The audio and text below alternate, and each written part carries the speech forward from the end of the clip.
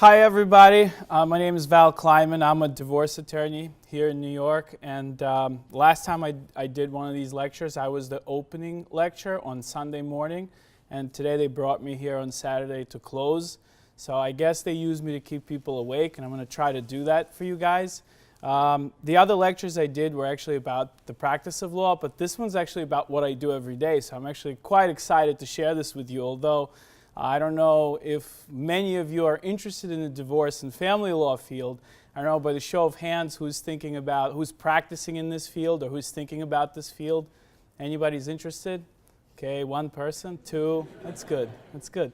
So for those two people who are interested in what I'm going to talk about for the next hour, it's actually quite a fascinating field. And the reason why is because I used to have the slogan on my website is that as divorce lawyers, we deal with things that people love and cherish the most, right? So if you're a business lawyer and you deal with corporate law, you're probably dealing with money and corporations and businesses, but you know, that comes and goes, and people are happy to sort of move on from that, and there are other things that they hold dear. Sometimes they'll walk away from business or a business deal to be with their family. Criminal defense lawyers will always argue they're the most important in the group because they deal with our freedom, right? Nobody wants to go to jail. But you know that some people are willing to even go to jail and risk their freedom for people they love, and there could be situations. So with divorce and family law, we truly touch on things that people value most. We deal with the businesses, we deal with the money, we deal with the pension plans, we deal with the children, we deal with anger and revenge, we deal with emotions. So everything that matters to someone kind of come across, all these things come across our desk at some point or another. But, since this is a Bridge the Gap program, this lecture is really meant to be an overview. A lot of the things we're going to talk about today, of course, there's a lot more detail and there's a lot more depth to all of this, but this lecture is designed to give you sort of an overview of what divorce and family law is about, what the life is about of a divorce and family law attorney, what we see every day, how we do what we do. So, and then if this is something you're interested to pursue, then hopefully maybe this lecture will be the catalyst for that, and maybe you'll inquire more. But certainly, it's not meant to give you details about the law itself and the domestic relations law and the Family Court Act. So that you can, there are other lectures I think you could take to really get into the, to the bread and butter of the practice. So let's start off for those two people here who said that they want to be divorce lawyers. Hopefully maybe I'll convince more of you to try out this field.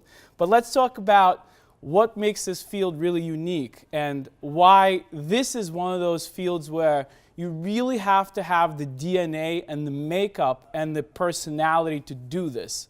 Unlike other areas where you could jump in and kind of treat it as a job when you go every day to work, 9 to 12 a.m. or whatever it is now, whatever the standard hours are now for attorneys. This is not that field. This is not something you're going to be able to sort of walk into and say, it's a job, I do it, I get paid, I go to work, I come back. Some people say that that's how they treat it, but in reality, they're probably very unhappy. So in order to do this and really love it and be happy, it takes a certain type of a person, right? So the first thing to understand about divorce and family law, that this practice is very personal, right? This is not something where you are dealing with numbers or you're dealing with intangible things. You are dealing with people every day. And everything that we do is based around people. Everything we do is based around their emotions, their feelings, their anxieties, everything they're scared about, everything they're anxious about. So it's a personal practice. It's not a practice like tax law. It's not a practice like patents and trademarks where you're, reading contracts and doing things like that. This is all about people. You are on the phone with people. You are meeting people in your office. Everything you're arguing in court is personal. You're talking about lives. You're not talking about intangible objects. So that's the thing to understand. If you're a kind of a person who doesn't love dealing with people, this is not for you. And you can try doing it, but very quickly, again, you'll become annoyed because you'll deal with all kinds of people and they bring their drama and their stress to you.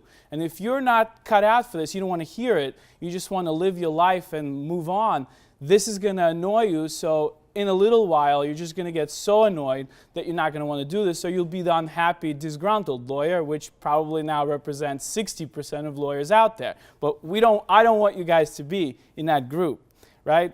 So the second thing, this is all about drama, right? So divorce and family law, although parts of it, like the prenuptial and postnuptial agreements, are kind of about contracts and are very similar to contract law.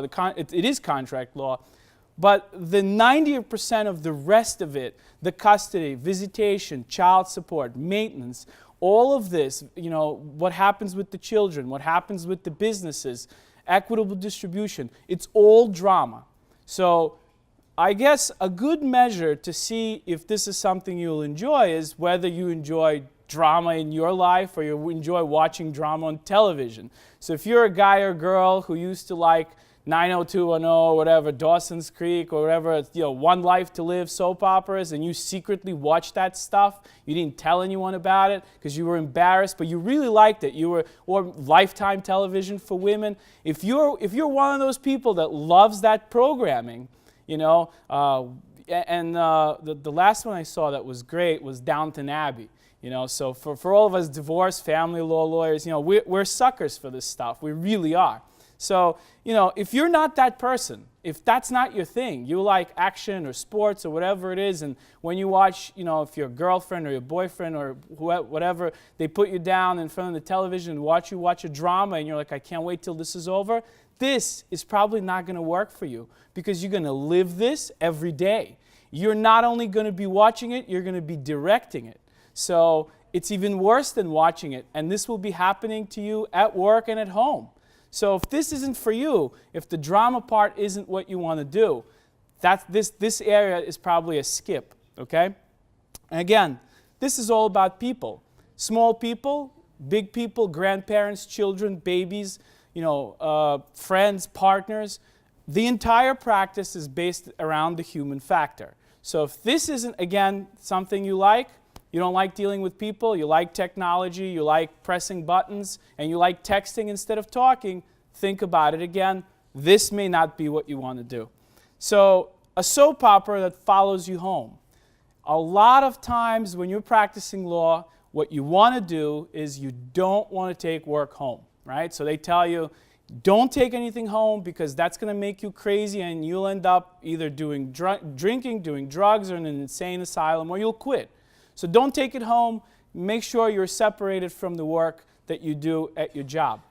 Well, unfortunately, with divorce and family law, this becomes very tricky. It's actually not really possible to do because, again, it's like watching, if you're into movies, it's like watching a really good movie, at work, and now you're coming home and you're coming to your wife or your husband or your friends and you're like, you want to share this, right? Because you just saw something unveil and it's, it's dramatic. There were tears, there were emotions.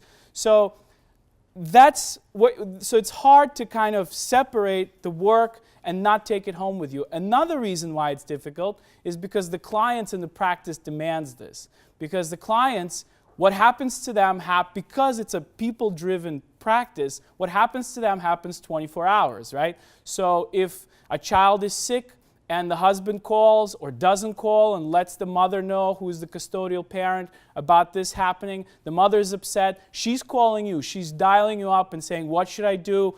I just got my child back, he's sick, he just came from the visit with the dad, and I don't know what to do, he didn't tell me about this, I'm so angry, I don't ever want to give him the child again. So this stuff happens, we get calls as divorce lawyers, we get calls at night, we get calls during the day. So it really is a 24-hour business. Long hours, late calls, and free labor. So we talked about the late calls, the long hours. It's not a practice that goes 9 to 5, right? And there are probably very few things as lawyers in the legal field now that are really pure 9 to 5 practices, but you could find it. In-house counsel jobs, things like that. Maybe you'll find a normal schedule. This is not a normal scheduled practice. It's a practice that requires you to work long hours and do free work. Why? Because a lot of times you may not have the moneyed spouse. You may be representing someone who doesn't have the money, so you're doing work in advance of ever getting paid. So again, if you're the kind of person that gets frustrated by that and you want to be paid for every little thing that you do, this will annoy you to an extent. And it's important to understand that too. So divorce and family law, again, is a practice that you have to love it or you leave it alone. You know, I've tried doing many different things. I've tried doing bankruptcy. I've tried doing corporate law. I was a solo practitioner for a while when I started out, and I really wanted to sample the field. I wasn't ready to commit to anything, so I tried doing many different things to see, what's going to be this one thing that's I'm going to be passionate about. So I've tried everything, and it took me 10 years. I kid you not, it took me 10 years to figure out that this is the only thing I want to do as an attorney. All the other practice areas were fun. Some made a lot more money than the divorce and family law field makes. But at the end of the day, if we're talking about something you're passionate about, something you really love doing every day, this was it for me. But again, this is not the kind of a practice that you could fake it. You can't just go into it because the clients demand someone who's passionate. Because what you're dealing with, again, is emotions and feelings and betrayal and trust and all this stuff. They're trusting you with their children, their assets, so they can't have somebody that just goes to work and says, all right, I'm done here, I don't care what happens next. They really need a champion fighter that's going to take their hand and walk them through this abyss of what divorce really is. It's scary. It's really scary for someone. I don't know if any of you guys went through this process, but if you have, or if you know someone who has gone through this, you know how scary this is, because a lot is on the line. And again, especially if you have families, especially if you have children, and you have to let them out of your sight, let them out of your control, now with a person that you despise and you hate and you no longer want to be with, that is very scary. And if the one person they choose to represent them isn't passionate about what they do, it's not going to work. Not for you and not for them. All right? So how do you know if you have the right stuff? I mean, we kind of touched on this, but if you're the kind of person that thinks that you want to try divorce and family law because you love the law and you love being a lawyer and you love litigation, that's not the right answer, okay? This is why. So the law, the divorce and family law, keeps changing all the time. For those of you who are aware, there was just a huge overhaul of the divorce family law that deals with maintenance and temporary maintenance. All those new the new statute just kicked in February, went into effect, and the legislature passed this. So this law keeps changing. It evolves very quickly. It's not very stable. So it's not just because you learn it, it doesn't mean that you are going to be good at it. You have to continuously update yourself and continuously learn more and more. So again, it's an ever-changing body of law. The courts have a lot of discretion. So here they can do many different things. Unlike other areas of law, the judges get to make a lot of decisions and interpret the law and bend it around each case and each fact pattern. So again, if you're a really technical guy, you loved constitutional law when you were in law school, this may not be a good fit. All right? All cases are fact-driven. So again, some people, I have friends who are trademark and patent lawyers, they hate this stuff. They can't deal with the facts, the facts, and everything keeps changing. And every time you have a case, you don't know what you're walking into because it's the facts of that case that are going to drive that decision. I mean, you can have a similar situation. You can point out to the court that this is very similar to that, but the judge may treat each situation differently. So you're doing it new every time you're going in. Right? So the other important factor is personalities and credibility of the clients play an important role.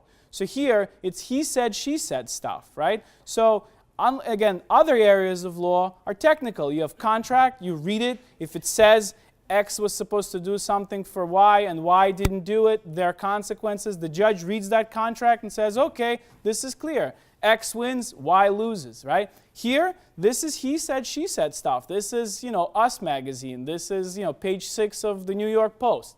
Here, the judge it's all facts. It's all what people say. It's what happened. It's what they've done. So the court has the personalities, and whether the judge likes your client or dislikes your client can actually affect what happens in your case, which some lawyers will find very difficult because they want the judge and the court to kind of stick to the letter of the law.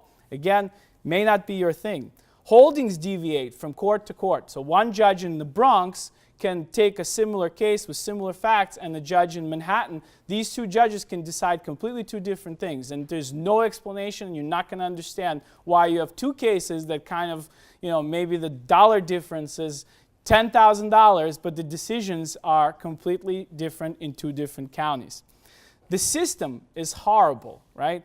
Because we have a very high divorce rate right now, and I think it's been like that for quite some time. So there's an overload of cases. The judges and the courts are overloaded with divorces. Right now, I think the wait time for an uncontested divorce could go from 4 to 6 months. So this is when you've submitted everything, you've told the court there's nothing to do, just read it and stamp it. That's all you want, and that takes 6 months, right? So imagine if you're the client in this situation, that you've signed your stipulation of settlement, everything is done, but yet you now have to wait 6 months, stay married to a person you don't want to be married to for 6 more months just because the judge can't get to your papers and read them and stamp them for you. Same thing happens in motions. You go in to argue a motion, you tell the court, this is an emergency, my client needs this now. And the judge says, okay, I'll take it on submission, 30 to 90 days wait, right? So you're saying, well, what kind of an emergency is this, right? For me, a definition of emergency, it's like if God forbid, my house is on fire, I call the firefighters and I say, my house is burning, I need someone to come and put the fire out, and they tell me, all right, 30 to 90 day wait, hang in there, right? So, but that's what happens. And that's not because they don't want to help. It's because they have a stack like this of emergencies on their desk and they have to prioritize. About a month ago, I had a case where my client was being evicted. Single mother, a mother with a child who's unemployed, being evicted out of the apartment for which the father stopped paying. So I went in front of the judge and I said, she's being evicted. And the judge tells me, well, come on, counselor. We know they're not going to throw her out this quickly. We know she can go to landlord-tenant court and tell her story, and no one's going to put her out in the street. I said, but that's not the point. The point is, she shouldn't have to face another judge in landlord-tenant court. You are here to make this call now. You shouldn't let her. You shouldn't put her in a position where she has to face the landlord-tenant judge and be that one tenant that lives for free. Why? Because there's a landlord there who's going to be unhappy with that. So why put the burden on the landlord? Make a call right now. Do something now. So in that case, luckily it worked out. But that's exactly what I had to do. I had to say, it's not right to put this problem on the landlord who's now not going to get paid because we can't get anything done here. But that's what happens.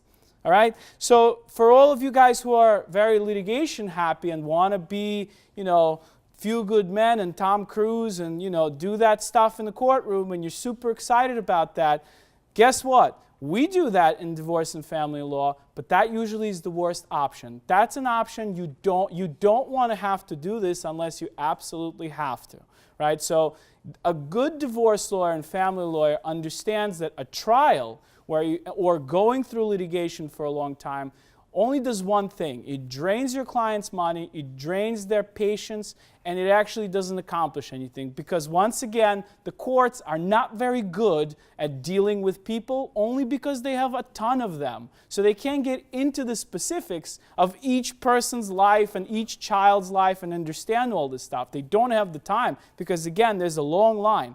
So when you're telling the client, when you're saying, let's litigate this, I'm going to get up there, I'm going to do my best, kick some butt, we're going to win everything, what you're actually telling the client is that you're putting him in through this system who is inefficient, who's going to take a long time, the results are unpredictable, and you in reality don't know how you're going to come out. So litigation should be the last option.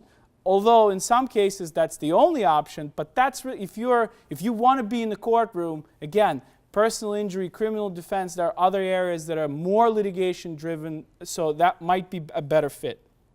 Okay, so what are the good reasons? Why would you want to go into this field, right? So again, you love drama, you want to handle it, you're the kind of person that really likes dealing with people issues, right? You could deal with personal issues that are difficult, right? So the things that we are faced with are children, child abuse, domestic violence, right?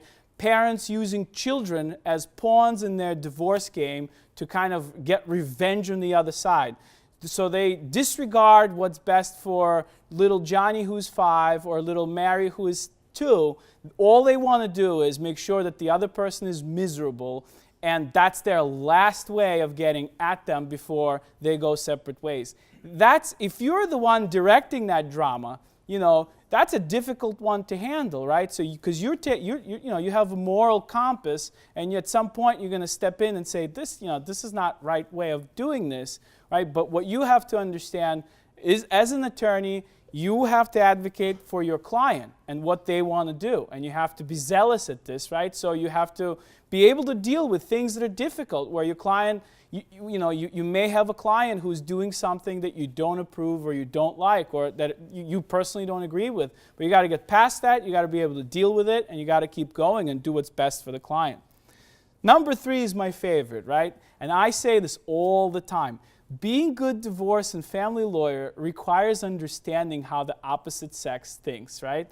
And this is why. Because you are forced to deal with, on the other side, with attorneys who are opposite sex and the clients who are opposite sex, right? So if you're a guy who has no idea why women take 3 hours to get dressed, and you don't understand how that works, and that annoys the crap out of you, and you can't deal with that, you're probably not going to understand why, if you represent the husband, why wife has certain feelings about things and why she's going through what she's going through. So it's going to be difficult for you to kind of try to come up with a settlement agreement, because you're going to say, she's crazy, right? That doesn't make any sense. I don't understand how she thinks. I don't understand where she's coming from.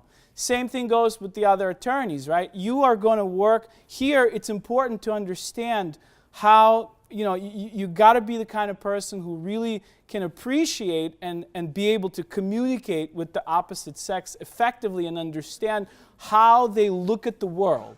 Because then, in order for you to see why a dad wants, visit, I have a case where a kid was going into, he was training for boxing.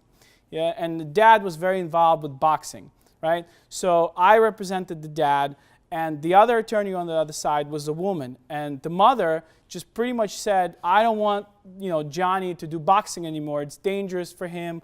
I want him to do chess, right? And my client, who spent 6 years training this kid to be a boxer, and he was an ex-boxer or whatever, so this was important to him. This was very important to him, that his son continues doing boxing. And the other attorney, she doesn't understand. So she was like, who cares if he does boxing? Why doesn't he do swimming? Why doesn't he do karate? Why doesn't he do something else? So she clearly doesn't understand how this man thinks. This man is a boxer. To him, it's very important that his son, his only son at this point, continues in his footsteps. That's what matters to him. The wife doesn't care. She wants him to do chess. The lawyer says, let him go do swimming. But my client says, listen, don't they understand? It's not about boxing. It's about my time with him. Boxing is what makes us whole. Boxing is the one thing that connects me to my son. It's one thing that we do together where we are friends. He looks up to me. I have something to teach him. I teach him through boxing lessons about life. Okay? So the attorney on the other side, she had a hard time grasping this, because to her, boxing was just a violent sport that could get this kid knocked out. And she didn't see it from the guy perspective, that that's not what it's about. It's about a lot more than that. And so that's why this is very, very important. Ability to communicate. So that goes hand in hand, right? So because if you're really going to do this the right way, you have to be a good communicator. You have to be able to articulate what your client wants, and you have to be able to present that to the other side, and what you're trying to do has to be clear. So if you can't communicate and you get frustrated and you don't want to talk and you want to hang up the phone and just go to court, you're not going to do very well, because the clients, are going to see through that, and that's not what they're looking to do. You have to be a problem solver, because guess what? Everything is a problem. Everything is a problem. Changing the visitation time 15 minutes is a problem. Whether or not the business has to be divided or not is a problem. Maintenance is a problem. In this business, everything is a problem, and you have to solve these problems. And so I guess I'll jump to the last one, is being creative. You have to know how to think outside of the box, because there are certain solutions that work for couples and going through a divorce, but then a lot of people want custom stuff, right? Because again, you could deal with a guy who has millions of dollars in stock options, so a typical option to just split everything 50-50 may not work. You're dealing with pension plans that are, some are ready to be distributed when you're doing the divorce, some are ready to be distributed later in life. So you have to kind of wiggle around and know how to solve problems and be creative. Handling pressure and tears, right? So this is another one. This is a practice area where emergencies happen all the time. All the time, and you don't know when, and you don't know which case, and you don't know which client. So the pressure comes from the fact that you have to be good on your feet, and you have to be able to deal with things that happen to you, and you have to kind of jump on things last minute and be able to move things around and make something work. And a lot of those emergencies come with a lot of tears. So because people are upset, they're destroyed, it's not enough that they're dealing with heartache and pain. Now they have to deal with things like paying the lawyers. They have to deal with things like paying forensic accountants. They have to deal with law guardians that are now interviewing you, your children. You have to deal with sometimes child protective services that are going into your homes and checking things. They want to do drug tests. They want to do alcohol tests. This could get very heavy, and people are upset. So you have to be able to know how to comfort those people. You have to be able to know how to step in and handle that situation and not let it get out of control. All right. So again, we've touched on understanding issues concerning children and parenting. So I would say 70% of the cases you'll see will have some kind of a child component. Most people, most couples have children, so you will come across this. And if you're not a parent yourself, you don't have to be a parent to understand this stuff. You really don't. What you have to do is be able to think like a parent. But that's what's going to be required of you in this practice. You really got to understand what it's like to be a parent, or if you are a parent, then a lot of it will come natural, but that's what needs to happen. Okay, so when a client comes and says, I want a divorce, now what do you do? So now we're going to go through some of the steps, like what our everyday is like, where the case starts and how it progresses. The first thing is the consultation. So client comes into you and says, I want a divorce, my wife cheated on me. True story. About 3 months ago, I had a gentleman that walked in and said he's got 2 hours of HD video of the wife having an affair in their bedroom with multiple men. 2 hours. So, he says, it's in HD. You could see everything. It's clear. And I said, all right, well, that's wonderful. My question is, well, what do you want me to do with that? Well, he says, well, we're going to just tell her what we want, and I want her to pack her stuff and leave. And I said, well, that's not going to happen. He says, of course it's going to happen. I have 2 hours. And he says, on top of this, like 20 minutes out of the 2 hours is me confronting her in that bedroom about her cheating and her apologizing, admitting to everything. So he says, my case is done. We're just going to show the video to the judge and that's it. I'm like, first of all, the judge is never going to watch this video. In fact, no one's ever going to watch it. He's like, I'm going to put it up on YouTube. I'm like, no, you're not. You're not going to put that up anywhere. Second of all, reality check. All the financial issues, the way the law is, they don't care about fault, right? Our courts, our Supreme Courts, are not the courts of moral judgment. That happens upstairs. These courts deal with real things, right? Like assets and children and real practical things that exist here. They don't care who is the good guy and who is the bad girl. They're not here to pass judgment on what you've done, right? So your whole video that you've got is really not going to do much of anything here. He's like, well, I'm going to give, I don't need this. I don't need your video. I don't need anything because it's irrelevant. And he says, well, there's reason number two. Reason number two is we come from the Hispanic culture. In our culture, it is very shameful for a woman to do something like this. And I know for a fact, if I tell her family, she has a big family, if I tell her family I have this video and give it to them, then, she will just walk out. And in this case, just to give you a little bit of preface, there's a pension plan. He's the moneyed spouse. There are 2 houses, a summer home and the house where they live fully paid off. So her rough share of what she's obligated, what she was going to get, is about $750,000, right? So roughly. So he says in this culture, once this is out, she's not going to want any money. She's going to just pick up and run away for shame. And I said, you know what? In this country, and I actually wasn't born here. I was born in the Ukraine. But in this country, I've been here since I was 12. I learned one thing. Everything here has a price. This shame you speak about has a price. I don't know how much the shame is going to be worth to her, but I could tell you for a fact there is a magic number at which the shame can be bought and sold and traded. And he says, no, you don't know. You're not Hispanic. You don't know. I said, all right, let's test this out. I'm going to draft a letter to her attorney. She had an attorney already at the time, so that's signal number 1 that this wasn't going to happen, right? So I'm going to draft a letter to her attorney, and I'm going to do what you ask. I'm going to say, because of this cheating, because of this video that we've got, we want you to pack up and leave everything behind, and I'm going to send this letter, even though it makes me look like a fool. I'll do it, just so you understand. He's like, that's what I want done. I said, all right, no problem. I send the letter to the lawyer. I get a phone call 2 days later.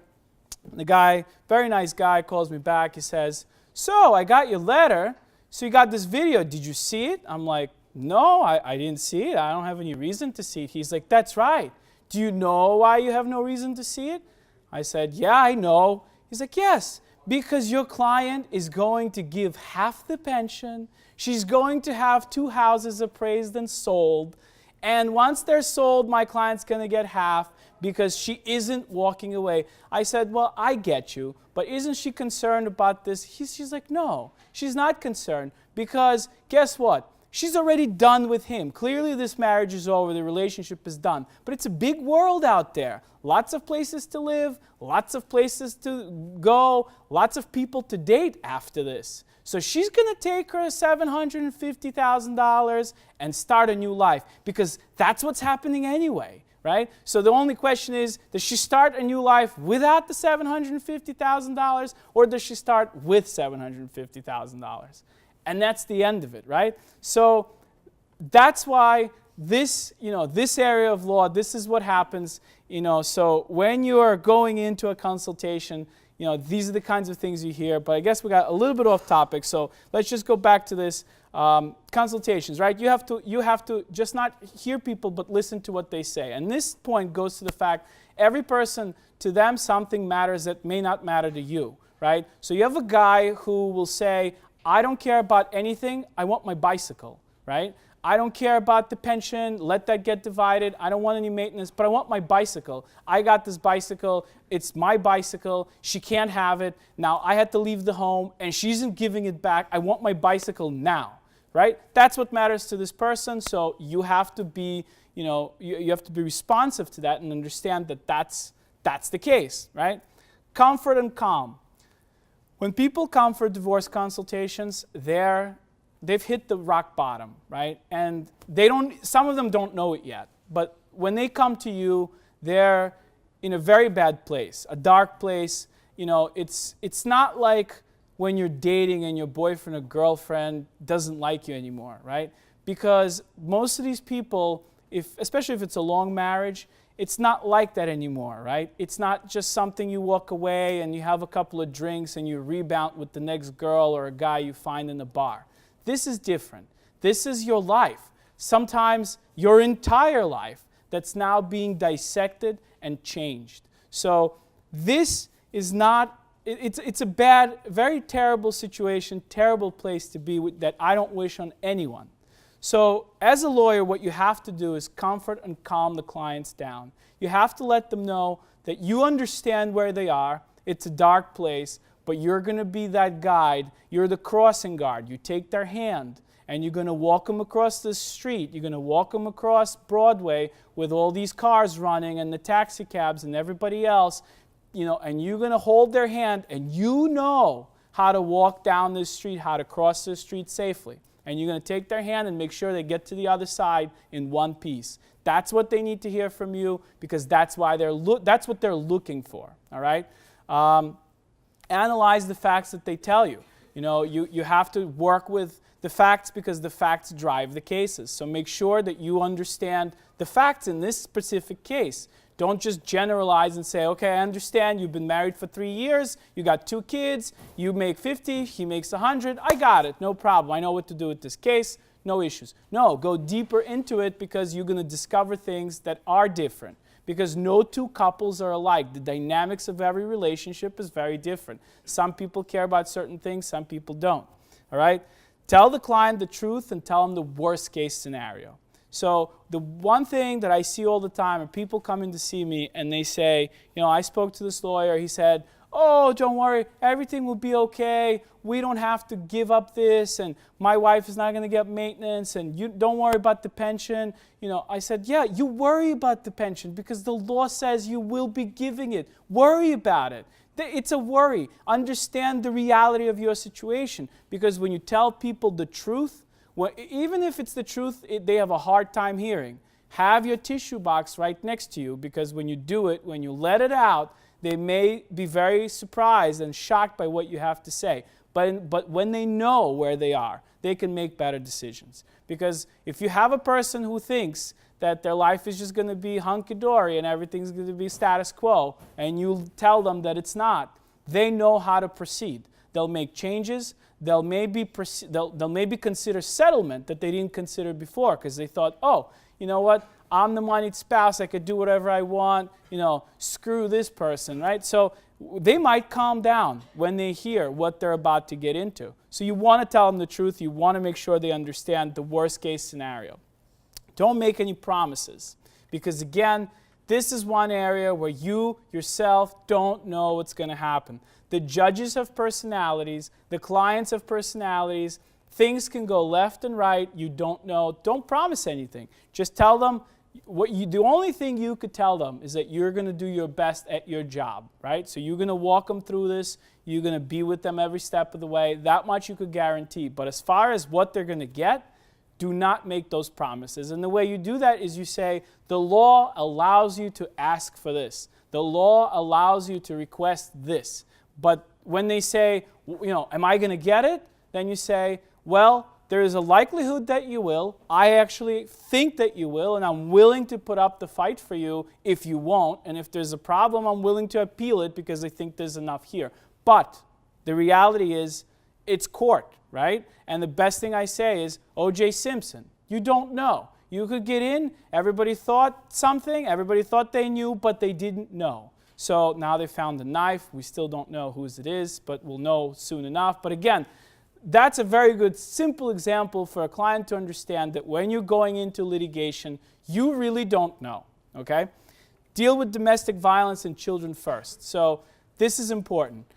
The first thing you want to do is make sure that these issues don't exist, because you want to cross them off your list, because God forbid they do, you have to deal with that first. Everything else, the bickering, the fighting, the who slept with who, who's the good person, that is all second, third, fourth, and fifth if there are children or if there are any domestic violence issues. Because you want to make sure your client is secure and safe first, right? So you say, are there any problems in home?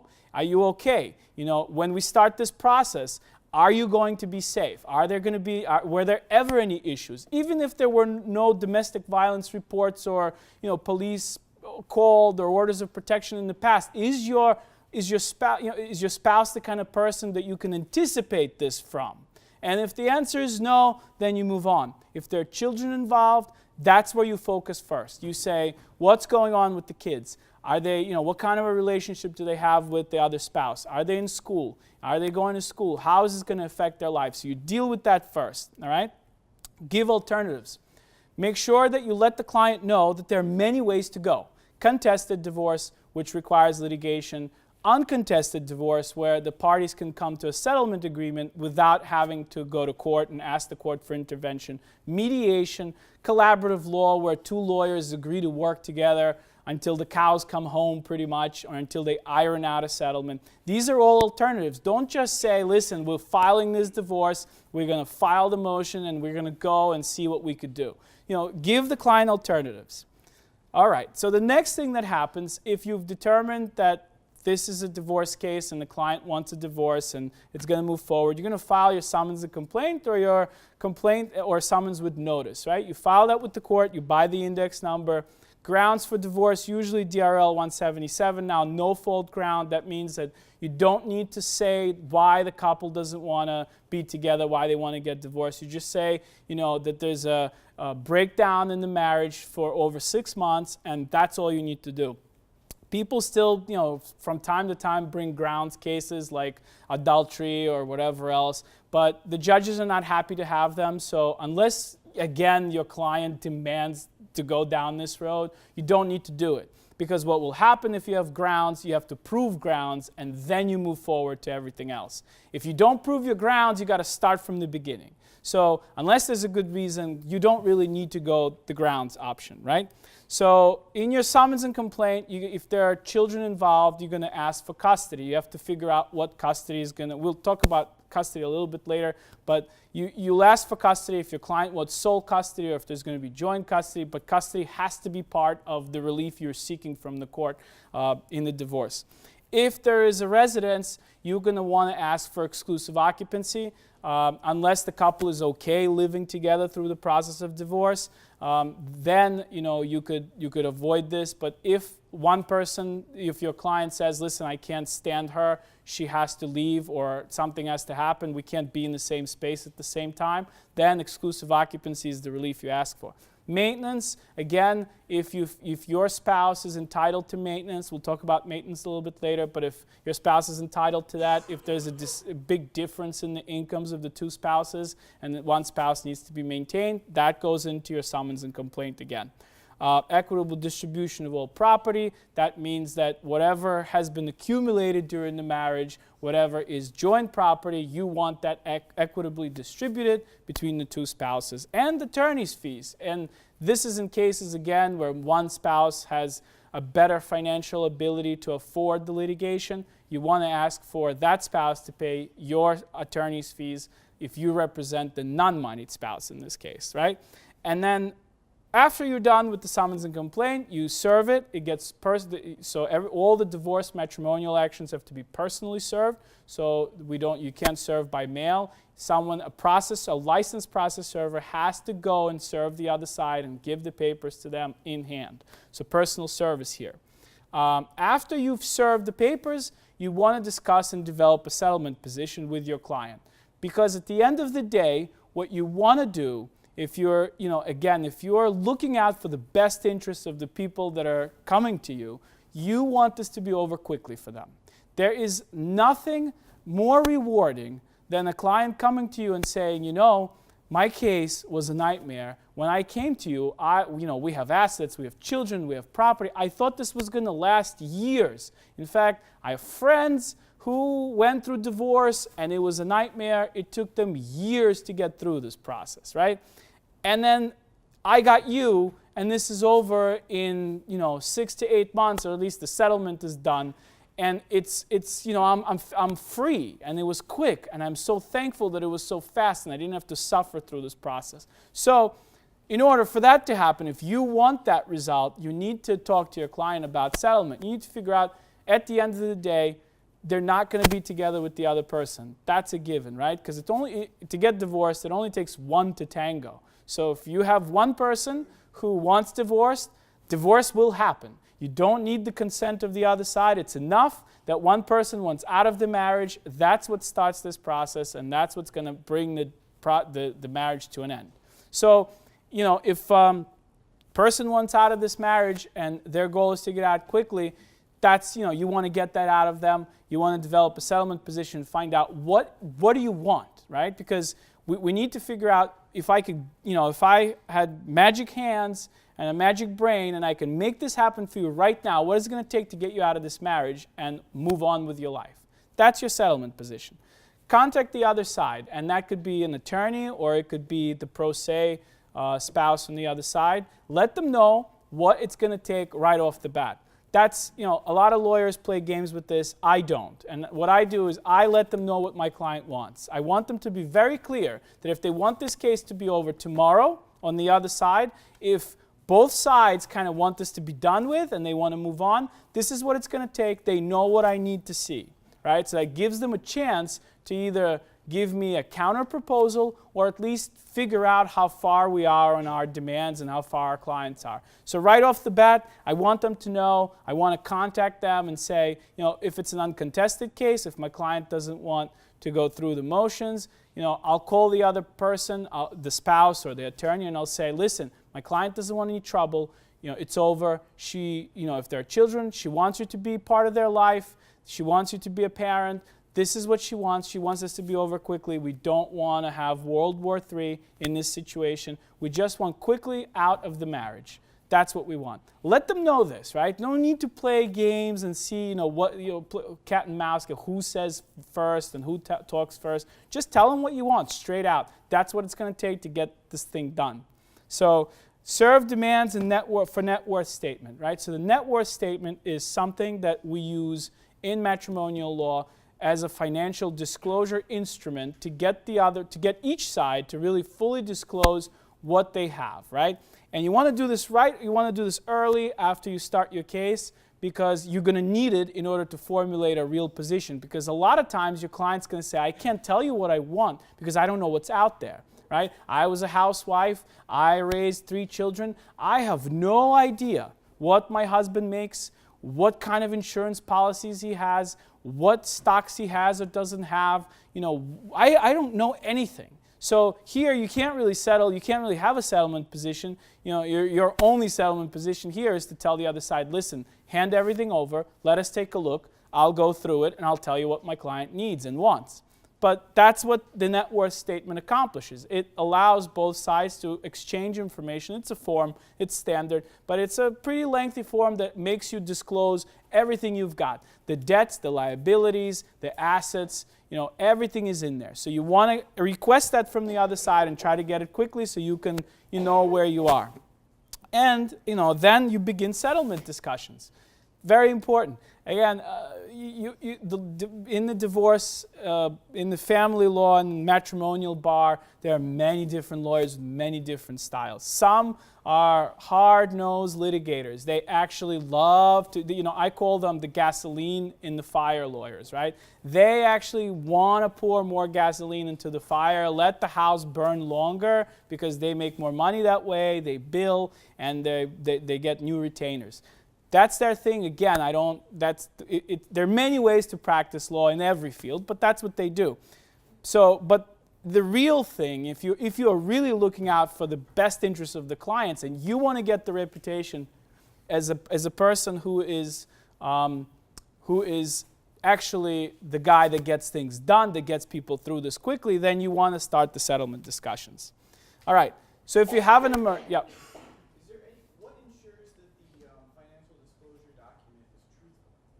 They signed it under oath, and it's verified by the attorney if they're represented by one. So it's signed under oath. Good question. So if later on in discovery it's found that they didn't disclose things, it's a very terrible thing on them. The judges are actually very keen on this, and that's one of the things you'll point out to make your arguments. You're going to, first of all, it's a credibility issue right away. So the first thing that will come out of my mouth every time that other lawyer speaks about anything, I'm going to say, we can't trust these people because they lie. And I have a paper right here that says so. You see the signature, and it's notarized. And here's the other paper that I have. He said he's got $10,000 in the Chase account, and here he's got $50,000 in the Bank of America account. We can't talk to them. We can't listen to them because they lie. So once the judge knows that, the judge is sitting there thinking, on one side I have a side that doesn't lie, and on the other side I have a person that tries to kind of play games with the net worth statement under oath. So it's a very bad thing to do. Most lawyers actually will never tell their clients to do this. Even the lawyers that are there, a lot of times you can help your client. You can help them kind of hide assets or get a better position in a divorce. That's fine to do because that's your job, right? As a zealous advocate, that's what you do. But you never do it at an expense of signing a faulty or fraudulent net worth statement, because they'll get your entire case burned and your client. So that's a bad one. But all right, so if you have an emergency, you can't wait for this process of settlement and all this happening. You have a spouse that was forced out. I have a case now where a man who actually, interesting case because again, it's not typical, but a man who was a house husband, right? He raised the kids, stayed home, didn't work for at least I think 6 or 7 years. The wife was the moneymaker, has a big time job on Wall Street. So she's the breadwinner. And then when things started happening, he raised the 3 kids, he was home, the kids are in a band, and he helped them with their band and their music and everything. Very involved dad. So the first thing that happened, of course, she says to him, this is my house. She says, you got to get out. She takes his stuff, puts it out, and locks the door. And he's not, he's a very passive gentleman. He's not very aggressive. So he takes his stuff and he goes. But he had nowhere to go. He called his friends, he stayed with some friend for a little bit. He had nowhere to go, plus he suffers from depression. So he ended up in the homeless shelter, right? The wife has an asset worth $1.3 million, a house. It's a 16-year marriage. So a house that they've both contributed to. She's living in it. She's traveling. She's got the kids. She forced him out. The guys came to me because no one would take his case. Every law firm he went to, they said, this is a crazy case. You've got assets, children. You got to give me $10,000 retainer. I'm not touching this. Nobody would take the case. For 3 months, the guy's living in the homeless shelter. He comes to me and he says, this is my case. Nobody will take it. I have no money to pay. So I said, of course they'll take your case. Why? Because there's an asset, right? Because my retainer says, even if I don't get attorneys in this case, which I will, but even if everything bad happens here, I have a retaining lien against that asset. So I could get paid at the very, very end when the house is sold and he gets his share of the money. That's when I'll get paid. But it's a solid case. The other lawyers just didn't want to deal with this because he's a crazy guy from a homeless shelter. But I actually like those. Those are good cases for me because I know how to deal with them, right? But that's an emergency. That's a case where I file an emergency pendente motion. I go into court and I tell the judge, this has to be done today, meaning the other side doesn't even have notice of this. They don't even know what's going on. They don't even know I exist. I go in front of the judge and I say, today, I am here today to tell you this man is homeless. He needs money now because he's living in the homeless shelter. In order for me to do this case, I need him healthy and alive. And you never know what happens in these shelters. And he shouldn't be in it. Because his wife, who makes the money, should have been human and said, listen, I don't like you anymore, but you're not a box or a piece of garbage that I could just toss on the street. You're a person, you need a place to live, so I'm willing to deal with you like a human being. But she's not human, right? She wants to deal this way. So that's what I tell to the judge. And the judge, of course, says, well, I don't have the financials. I don't know if you're telling the truth. I don't know anything, but I have to act. So she acts and she gives him $500 a week until the next court date, which is very short. But at least this man can start putting his life back together a little bit. He's got some money for food. Maybe he needs medicine. I don't know. But that's an emergency. So exclusive occupancy of marital residence is an emergency that you have to look for. Temporary custody visitation of children. Again, that's something if you want to make sure you have the custody of your kids. If you want your client to have visitation, if the other spouse is not allowing you to see the kids, you want that because it's an emergency, because your kids won't understand. Your case could take a while, but if a month goes by, you don't see your children and you're a parent, that's more devastating than losing $100,000 in the stock market, right? So to someone, that could mean everything, not seeing their kids every day. Temporary child support. If you are the custodial parent and the other side left you with no money, you need temporary child support to be able to feed your kids. Interesting thing, a lot of times we come across where people say, we don't need to deal with child support now. Oh, really? Well, the kids eat every day, so it's not like we could wait 30 days to feed them when we have the next court date. So this is an emergency. Child support must be in place. Temporary maintenance for the spouse. Once again, if you're the moneyed spouse and you left your spouse with no money, they have no money to exist. Attorney's fees, very important. If you have the money and the other person don't, you're going to be like this client. You're going to walk around different lawyers' offices and you're going to hear everyone ask you for a retainer. You don't have it, so they're going to kick you out. So you want to ask for that as well in an emergency, so that gives you the ability to represent your client if you have the non-moneyed spouse. If there's a business, there could be a temporary receiver, but we're running a little short on time, so I have to move quickly. Carrying charges for the residence. So if you're the spouse that's staying in the residence, you need to have your electric bill paid and your taxes paid and your mortgage paid. So if the other spouse is the moneyed spouse, you want to ask for that too. Okay, so if let's say that there's no you go through negotiation process and you don't come to an agreement, then you have to go to court. First thing, you got to tell the other side. You got to say, listen, there's a big gap between what your client's offering and what we need to see, so we have to go to the court. You file an RGI, request for judicial intervention. You're letting the court know this case is not settling. You need the judge to step in and actually regulate and do something and make decisions. So that's what that does. Before you show up to court, you have to prepare the net worth statement, income taxes, pay stubs. So when you're going into court, you have to have all that ready, because that's what the judge is going to ask you, because all the decisions are going to be based on those numbers. And then the preliminary conference happens. Again, matrimonial and divorce practice is very much like civil practice. So it is civil practice. So all the CPLR rules of discovery and procedure are all in effect. So in your PC conference, what you do, it's your first time you're in court. You meet the other side, and you basically set some dates for discovery, when you're going to exchange documents, interrogatories. You're going to pick deposition dates, when you're going to depose each spouse or any other third-party witnesses that you have.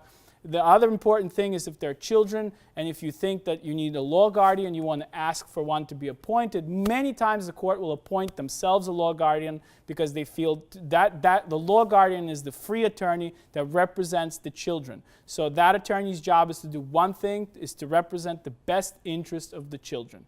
So when the spouses start fighting over things, and when the spouses start using children as leverage, that's when that attorney's job is to step in and say, hold the phone. It's not best for my clients, and my clients are the kids. Also, that law guardian makes the recommendations to the judge on important issues like visitation, parenting time, custody, all those things. The law guardian works with the children. It doesn't matter what age they are. The law guardians are trained to properly pose questions to kids and understand what is best for them. So they work with the two sides as well. So that's a very important thing that happens, and very relevant in cases when they're kids. Also, if you have a case that has a lot of assets, you're going to look for appraisals and experts in forensics. You want experts in forensics. Forensics, when we say forensics, we refer to people that help us do our job, because I, for one, am terrible with taxes. I'm not a tax person. I'm not a numbers person, right? So for me, I can't rely on my knowledge of the tax code to understand what's what. And in many cases, when you have someone who owns a business, what they'll do is they'll write off a lot of expenses from the business, and their salary is going to be $10,000 a year on a business that makes $150,000 a year. So if you're a lawyer, you may not know what that is. They give you the tax statement, and you see all these write-offs, and you're saying, all right, well then, I guess we have to calculate child support from $10,000 because that's what he makes. No way. So that's when you get a forensic accountant who says, oh, hold on a second. He's writing off a cell phone as a business cell phone, but is this really a business cell phone or his personal cell phone? Because if that's the case, that part can't be written off. He's writing off the entire car as a business expense, but is this his personal car, or is this really a business vehicle? So they'll get into the taxes, they'll get into the numbers, and they'll point out to you what that person is doing to hide their income. And God knows, 50% of the cases that we get, someone is trying to hide something. Whether it's money or whether it's something about themselves, they're trying to hide something. And that's the fact of life. Everybody's got skeletons. And when you have divorce, that's when those skeletons all come out of the closet. And you, as the lawyer on your side, your job is to find those closets on the other side, open them up, and drag those skeletons out, because that's what you're going to use in order to get the best position for your client. So you want to get experts, you want to get people that are truly trained in some of these things, real estate expert, business expert, someone, if you have a case, let's say with a restaurant, you need somebody who knows how a restaurant business runs. You need to know that there's cash there, someone who knows how to identify, look at the restaurant, look at the number of clients or at credit card receipts and say, well, a restaurant that makes $100,000 a year in credit card sales certainly probably makes another $100,000 in cash sales. But someone needs to be trained to do this. I don't know this. I don't own a restaurant, so I don't know. And these are the people that are going to be your witnesses at trial. So not only you need an expert who knows what they're doing, but you need somebody who you could put on the stand, who knows what a cross-examination can feel like, who will know what to do. And then you also set dates for trials and specific issues. If you have a bifurcated trial just on the finances or a custody trial on custody. So all of that happens during the preliminary conference. The next stage is discovery, right? So you are doing discovery, you're sending demands for documents you want produced. Again, you can have a whole lecture on this part, which documents you need. You're sending out, you're pretty much asking for everything this person ever touched. You're not going to get it. So there are lots of discovery motions that could be made, but that's the next thing. That's the next progress of the case, is exchange of information and discovery.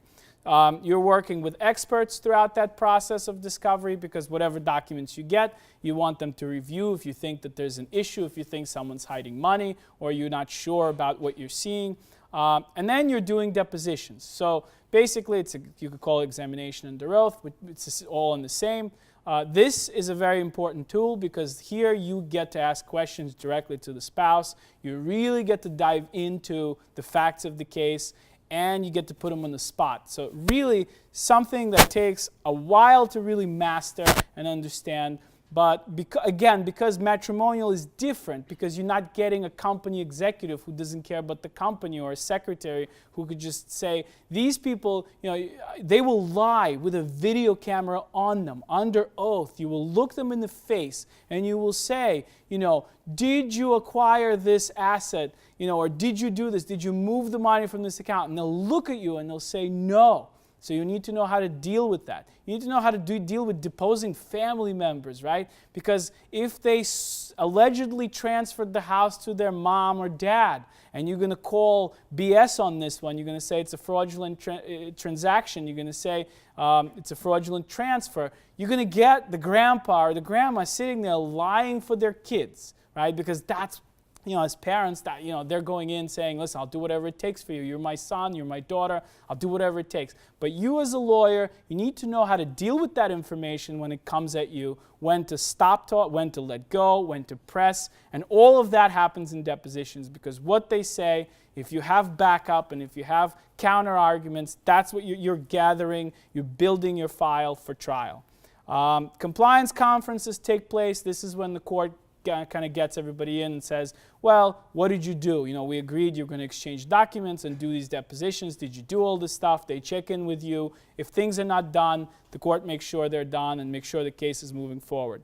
You have pretrial conferences. These are geared more towards where the court, the courts want the cases settled. And the fact is, they do settle them. I would say more than 90% of cases don't go to full-out trials, because the judges push you. They will push your buttons. They'll make sure that you are doing the best for your client, not best for your retainer. They don't want you just draining retainers. They actually, if the case can be settled, if matters can be resolved, they want you to resolve them. So this is their time to really sit down with you, whether it's a referee or judge's clerk. They want to know, why is it that you haven't settled this, and what could be done to bring people together. And then you have trial or trials, right? You have different, in matrimonial, it's not just one trial that happens on everything, although some courts will do just 3-4 days of trials on all issues. But sometimes some parts, what they'll do is they'll have, if you want a custody trial, if you're fighting over custody of kids, they'll do that, and then they'll move on to the money. So you can actually have 1, 2, or 3 miniature trials instead of one big one. So that's what happens there. All right, so now the issues. We don't have a lot of time, so we'll go quickly. Exclusive occupancy is who stays and who goes where people live, right? Because most people, although not all, I have cases where a husband and wife actually lived for 7 years in separate places and stay married.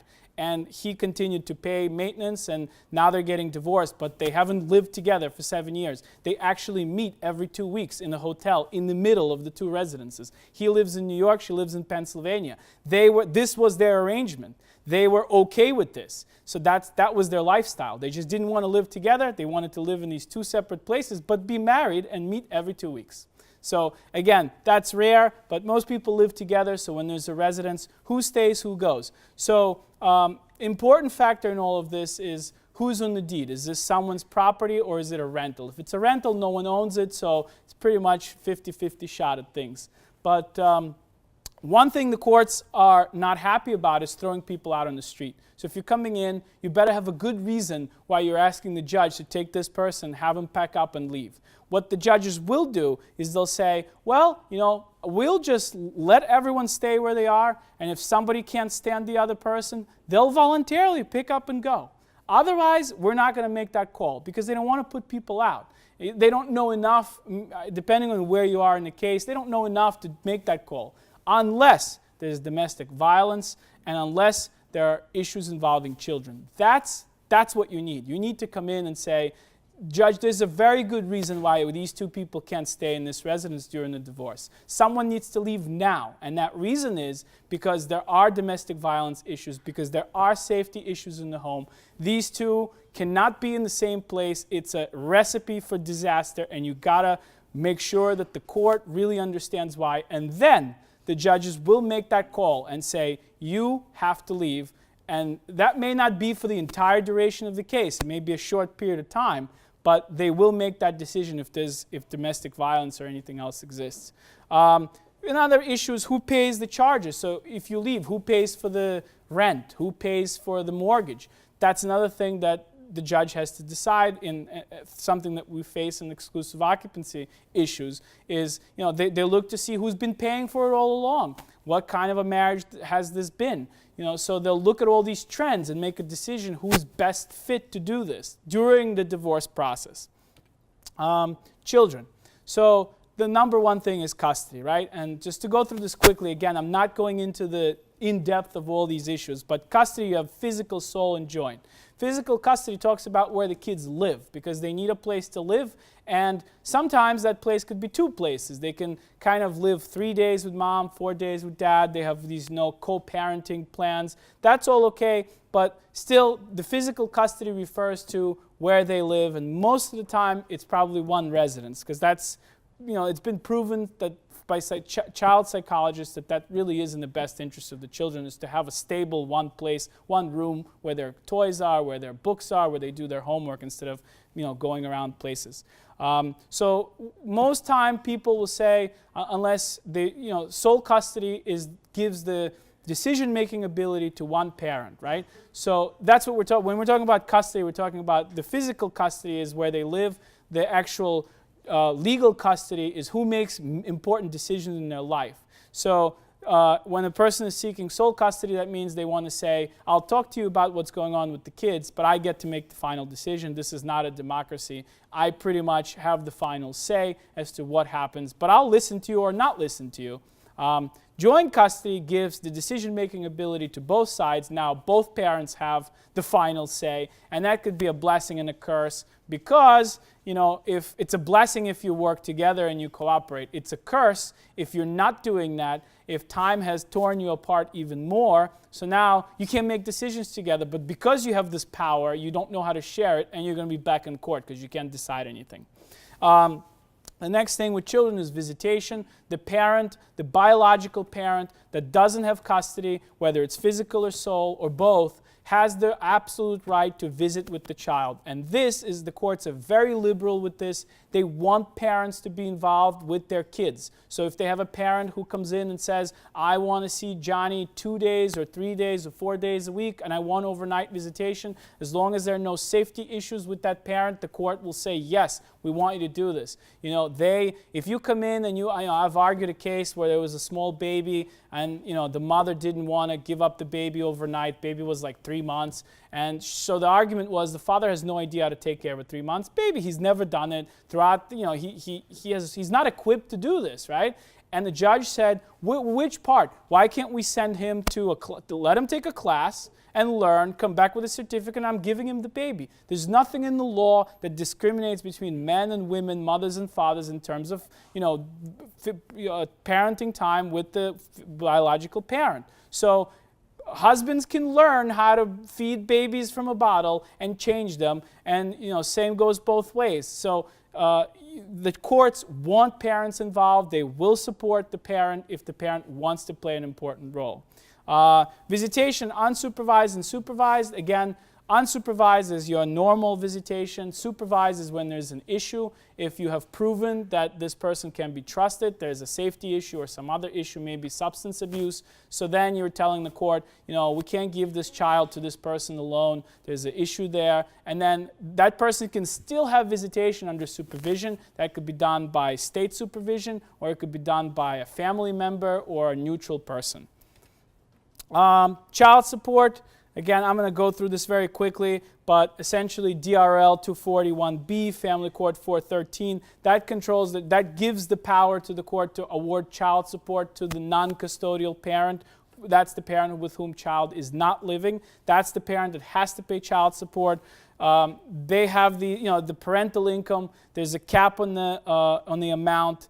There's self-support reserves. So these are the amounts where if you make below this, there's only minimum child support that you're going to pay. So support reserve is, if you're making $16,000 or less, it's $50 a month per child. If you have, not per child, $50 of child support. If you're under poverty guidelines, if you make less than $11,880, it's $25 a month. But up to $143,000, what they'll do is they will subtract the FICA New York City tax, if you're paying child support for other children, and maintenance if you're paying it, and then they'll apply these percentages. Now, this is set law, not to be changed, not to be messed around with. Although the courts have leniency, they can change it up or down. This is pretty much 90% of the time they're going to stick to this formula and plug these numbers in. One child 17%, two children 25%, and so on and so forth. So they'll take the combined parental income, they'll take mom and dad's salary, as long as it's under $143,000, they're going to apply those numbers to each salary, and that's the child support, and that's how it's calculated. If it goes over 143, the court has discretion to apply these percentages or do something else. So they can say, we'll give extra $500 in support, or they could just say, we'll apply, under 143 and under, we'll use these numbers, but another 200,000, we'll give 10%.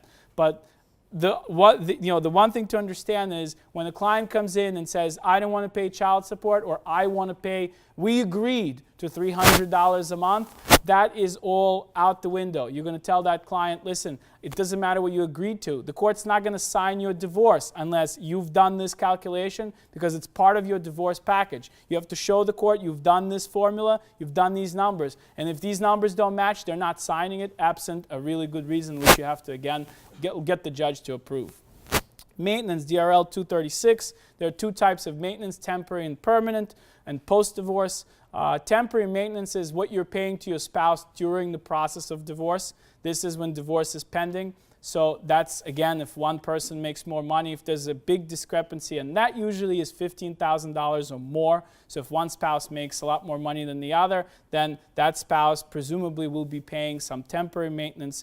But there are many factors that go into it. Again, this maintenance is not a formula, very much open to full interpretation. They look at 12 different factors there. They look at the education level of spouses, their employability. They look to see what the work history is like, what the finances are like. So lots of things go into this. But there's a new law now that wasn't in place. The new law says that there's a cap. So only $175,000 of a person's income can be used for maintenance purposes. So if you have a guy like Donald Trump, although we really don't know how much money he makes, he values his name at $10 billion. But let's presume it was Donald Trump getting divorced in New York. It wouldn't be relevant how much money he is worth. What would be relevant is only the $175,000 because the maintenance calculations would be based on this number, right? So that is a very big change, and some people are very happy and some people are unhappy about this, but that's what it is now. So the new law also has now given us the formulas. They existed for temporary maintenance before, but now the judges are told to kind of use these formulas for permanent maintenance as well. So these are the guidelines. If you've been married 0 to 15 years, 15 to 30% of the marriage is how much time you can be maintaining the other spouse. As far as the amount, there are two formulas. They're somewhat complicated to do. Again, I didn't want to go through them, but if you look them up, you could play with them. They're different examples. If you're interested, you could do that. Those formulas take into consideration whether or not you're paying child support or you're the custodial parent or not. So, but then the maintenance is no longer something that used to be in the old days that's for life. That's out. There's no maintenance for the rest of your life. It's also not completely discretionary anymore. So the courts are given these parameters and these guidelines to use. Again, they can deviate, but now the judges are expected to kind of stick to these brackets and be within this realm. And what will happen if the judge goes outside without a valid reason, this will be appealed, and these, that's what's going to happen. In the appeal, you're going to argue that these brackets were put in for a reason, and the judges should kind of stick with them. So the temporary maintenance terminates when there's a judgment of divorce or death of either party. That actually wasn't in place before. Also, post-divorce maintenance terminates on death of either party or remarriage. So that is another important thing that happened. Again, new law. This wasn't in place, but now they made it clear. The legislature made it clear that that's how they want to deal with maintenance. Equitable distribution is your property stuff, right?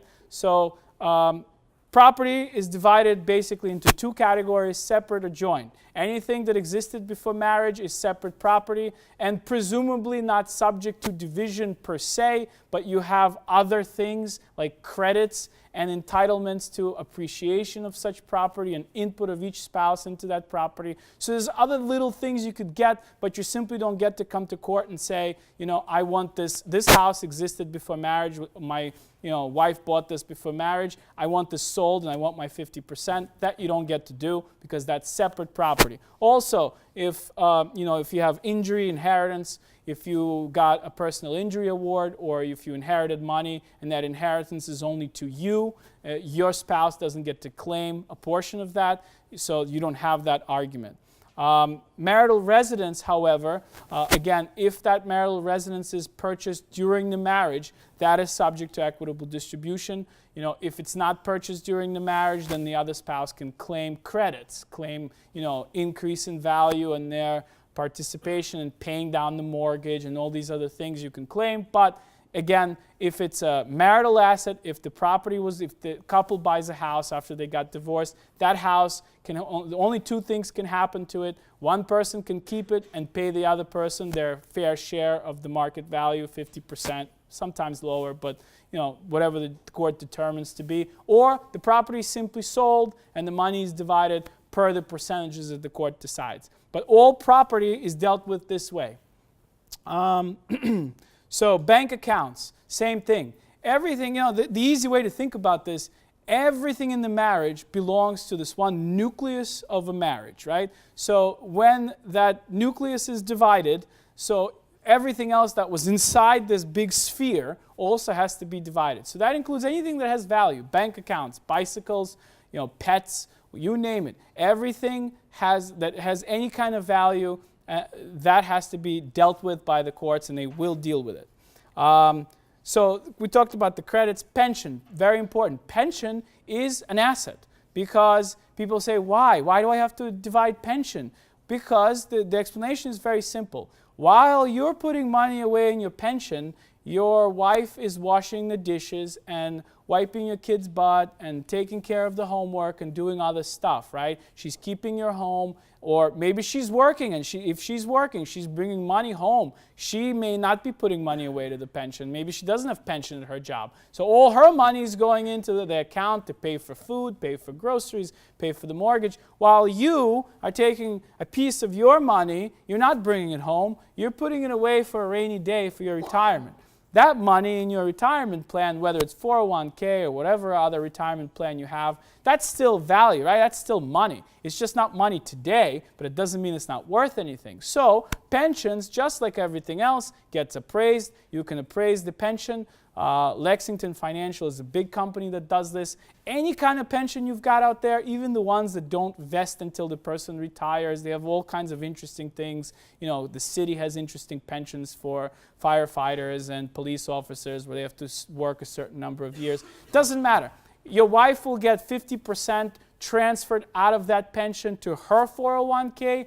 If it could be done when the divorce is done, it will be done that way. If your pension doesn't vest until a later point in time, no worries. Your wife still gets money. She just has to wait with you. So she'll get it when you get it. But pension is an asset, and people find it very difficult to accept because they're like, you know, it's mine, I worked for it. I'm the one that went on a construction site and killed myself to do this job. Why should I have to do, you know, this is mine. It's not mine. It's a property just like anything else. Businesses. So if you own a business or you started this business after marriage, sometimes if you started before marriage but you didn't do anything other than opening a corporation, they could still deem that to be marital property. But a business you start and your spouse may have nothing to do with it. She actually may have never come to visit you at work, never packed you lunch, doesn't know the first thing about what you do. I have a case with a guy who's in technology sector.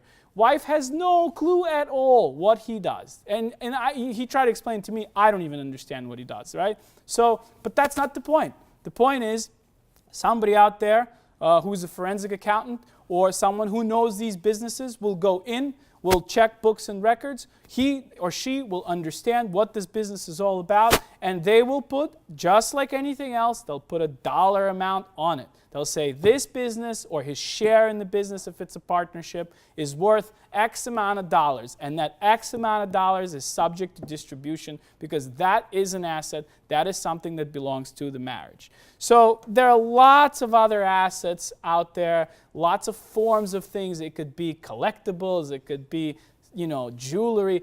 All that stuff, the engagement ring, there's a special provision about that. But as far as like jewelry or fur coats or whatever else you may have acquired, anything that has value, if it was acquired during marriage, it's joint property subject to equitable distribution. Again, unless one side or the other can show that they're entitled to something more or less. Let me just finish this. We're running out of time, and then you can ask at the end. So, all right. So the last thing that we're going to talk about, and then I'll take questions, and we have a little bit more time to discuss this, is the part of the divorce and family law which deals with prenups and postnups, right? So people ask all the time, do I need a prenup? So for all of you people here today, I'm going to tell you, and you won't listen to me because you just won't, but everyone here needs a prenup or a postnup if you're already married. And the reasons will probably surprise you. It has nothing to do with what you have. It has everything to do with what will happen, God forbid, that you fall into the category of those who get divorced. And that's a pretty big category in statistics, regardless of which statistics you accept, 50%, 40%, still it's out there, right?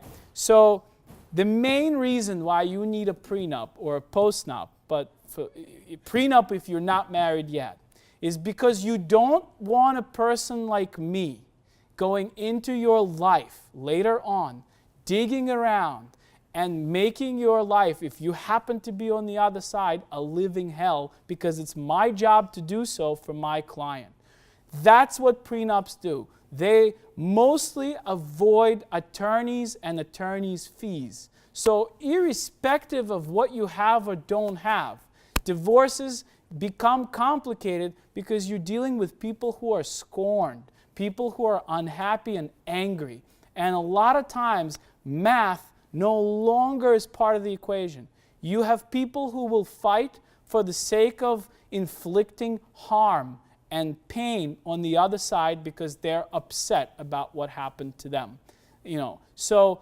And the way they will do that, if there are no assets in the marriage and no children, is using lawyers. They will use the litigation and the litigation process to do their work. And a prenup is a sure way to stop that from happening, right? So everybody here, everyone should have one. And I actually believe in the next 20 years or so, this will be standard practice. I think people are going to, the reason why it hasn't become so popular has to do with our culture and our society and how we view relationships. But especially, it probably will not become so popular in the South so quickly. But I think in states like New York and California, you're going to see in liberal societies, people with liberal communities, this is going to become common. Because it's no longer the wife staying home, raising kids, and the husband working hard. It's very much, especially in New York City, I read somewhere that actually is now almost in reverse. There are more women who are now money earners and moneyed spouses than men. And men are actually taking a seat back and saying, look, I want to spend time with my kids. I actually want to, be involved with my family. And women are the ones that are saying, I got to focus on my career. I've got no time for this. My career has to come first. So that, the traditional notion of, let's not do this, let's not talk about the doomsday is slowly leaving, and we're becoming more open. People are now treating marriages more for what they should be, a union, a partnership that is based on emotion, but very much driven by partnership like you would have in a business where two people are coming together to do something to achieve common goals, throughout life, and they understand that they each have to play a part. So you wouldn't enter a business without a partnership agreement. You wouldn't go into business with someone without knowing what the exit strategy would be, because that's crazy. Like, some people do it, but most, even like the startups, right? They'll say, listen, John and I are going to open up some rinky-dinky company in the basement, but we want to put something in writing if John wants to sell, if we become the next Facebook or whatever. People do that. But they don't do it with the marriages because of this, this feeling that you shouldn't discuss the doomsday divorce. Well, you should, because it's not about the doomsday. It's about you understanding when you enter a marriage that this will be a long journey, hopefully. And on that journey, there are lots and lots of obstacles, lots of things that could come in the way, and the feelings and the love and the emotions, all that stuff can be damaged. And yes, you could wake up one day and find out that you love somebody else, or someone you loved doesn't love you anymore. That happens all the time, right?